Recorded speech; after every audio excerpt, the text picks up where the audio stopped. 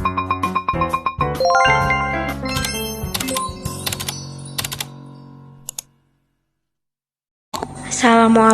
warahmatullahi wabarakatuh. Perkenalkan, nama saya Yunandila dengan NIM 304021000262 dari Prodi Manajemen Fakultas Ekonomi Universitas Islam Sultan Agung.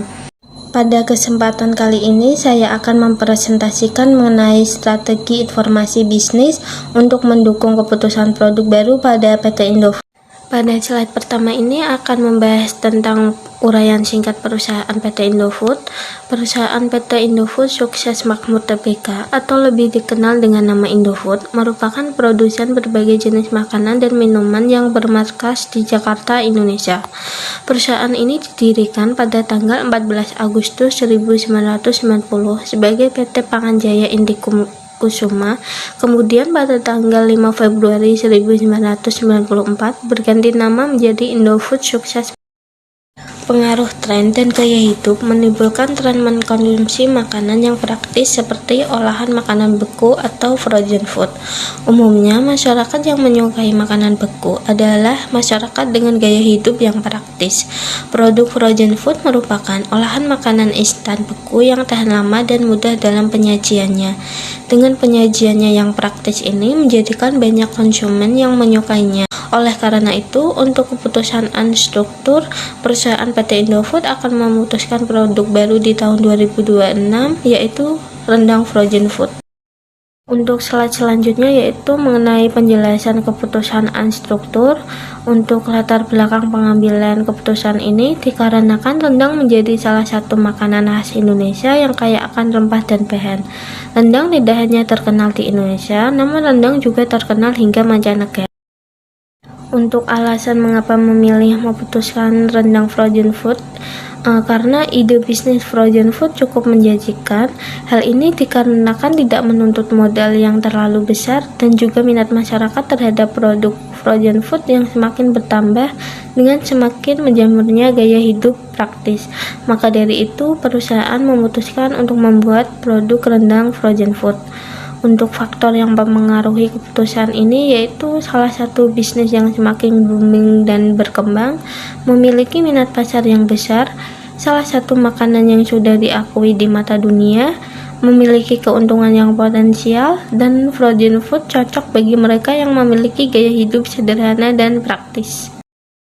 Untuk slide selanjutnya yaitu membahas tentang divisi yang terlibat pada PT Indofood.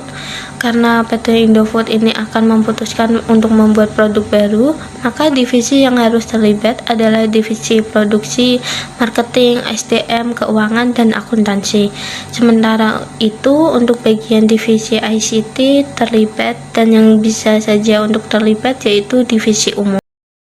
Selanjutnya yaitu mengenai informasi yang dibutuhkan produk baru rendang frozen food. Yang pertama ada analisis lingkungan sosial demografi. Berdasarkan tabel jumlah penduduk tersebut, dapat dilihat bahwa jumlah penduduk dalam setiap tahunnya mengalami peningkatan bertambahnya penduduk.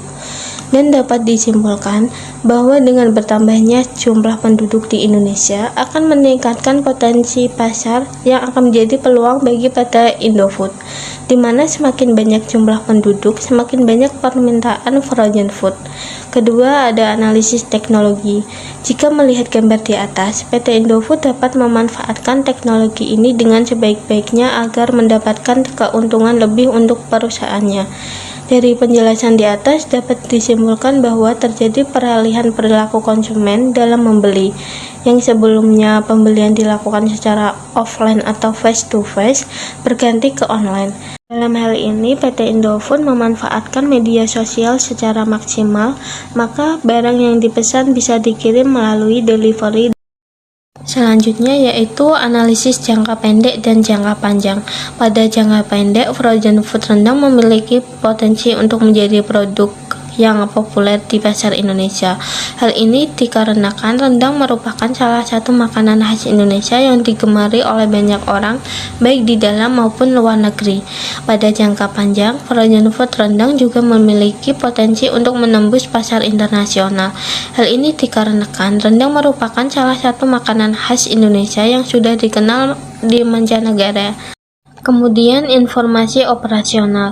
Operasional bisnis rendang frozen food akan memanfaatkan teknologi digital yang beragam, seperti penggunaan media sosial, marketplace, dan aplikasi pengiriman barang instan. Contoh cara memasarkan produk frozen food dengan memanfaatkan teknologi yaitu menggunakan sosial media, marketplace, dan iklan berbayar. Untuk informasi strategik, PT Indofood menerapkan beberapa strategi, antara lain melakukan promosi dan edukasi yang gencar untuk memperkenalkan produk frozen food rendang kepada masyarakat, memperluas distribusi frozen food rendang ke berbagai wilayah di Indonesia, melakukan inovasi produk untuk meningkatkan kualitas dan daya saing frozen food rendang. Untuk informasi pelanggan, PT Indofood menargetkan frozen food rendang untuk berbagai kalangan mulai dari anak-anak, remaja, dewasa, hingga orang tua. Namun target utamanya yaitu memiliki kesibukan yang tinggi sehingga tidak memiliki banyak waktu untuk memasak, menyukai makanan yang praktik dan higienis, memiliki kesadaran akan pentingnya kesehatan. Selanjutnya yaitu informasi yang ada sebelum produk dipasarkan. Pertama ada informasi harga. Penentuan harga produk pada perusahaan PT Indofood sama seperti perusahaan pada umumnya. PT Indofood mempertimbangkannya dari berbagai aspek yang berhubungan dengan produksi dan juga pemasaran. Harga ditentukan dengan mempertimbangkan bahan-bahan yang dipakai, jumlah isian, dan setiap kemasannya, serta biaya lainnya seperti biaya listrik, biaya gaji, dan biaya distribusi. Maka dari itu harga produk yang diterapkan oleh PT Indofood berkisar antara Rp50.000 sampai Rp100.000 yang tergantung pada ukuran. Kedua yaitu informasi produk yang bersertifikasi halal dan terdaftar di BPOM. Produk yang berlabel halal menjadi salah satu hal yang penting dan perlu diperhatikan oleh konsumen sebelum mengkonsumsi sesuatu, terutama untuk masyarakat Indonesia yang sebagian besar penduduknya beragama Islam. PT Indofood tidak ingin konsumennya ragu dalam membeli produknya. Oleh karena itu, PT Indofood menjual produk yang sudah memiliki tersertifikasi halal oleh MUI. PT Indofood juga menjamin produknya menggunakan bahan yang aman dan diproses sesuai standar produksi BPOM. Jaminan ini dibuktikan dengan adanya izin edar olahan pangan oleh BPOM. Selanjutnya yaitu informasi pasar. PT Indofood tidak menggunakan bahan pengawet dan menggunakan bahan-bahan yang aman sehingga dapat dikonsumsi dari anak-anak sampai ke dewasa, baik itu perempuan maupun laki-laki.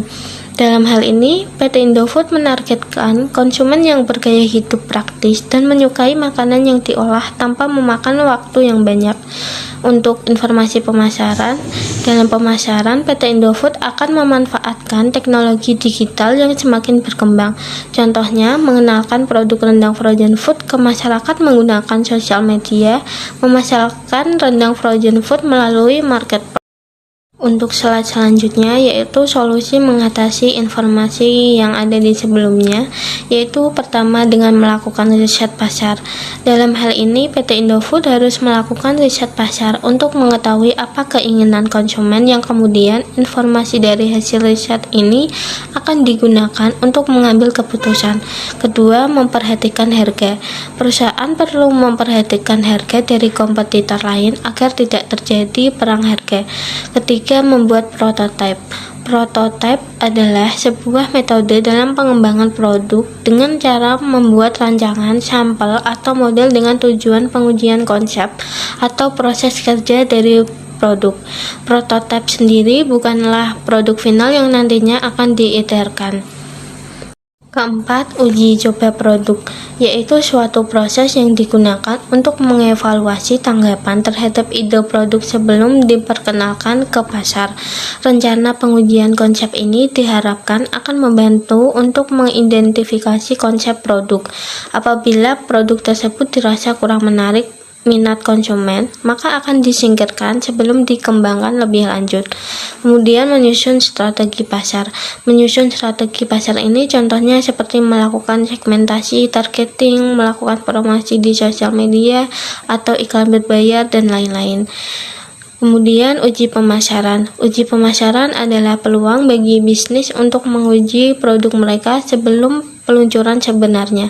Hal ini memungkinkan bisnis mengumpulkan umpan balik positif dan negatif untuk melakukan perbaikan pada produk. Selanjutnya yaitu penerapan TSS pada perusahaan PT Indofood.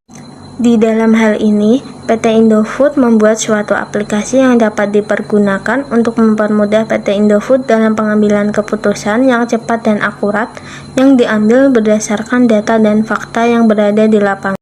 Untuk slide terakhir yaitu kesimpulan.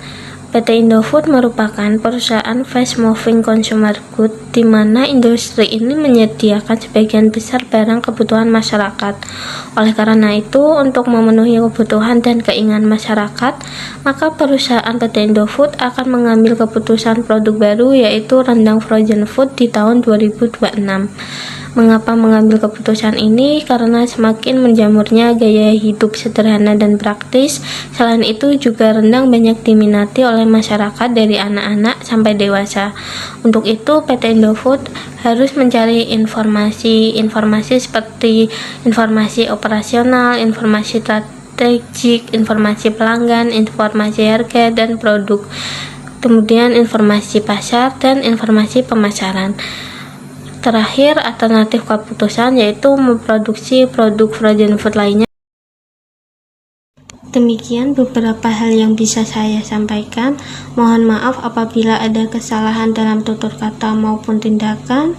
Terima kasih atas perhatiannya. Wassalamualaikum warahmatullahi wabarakatuh.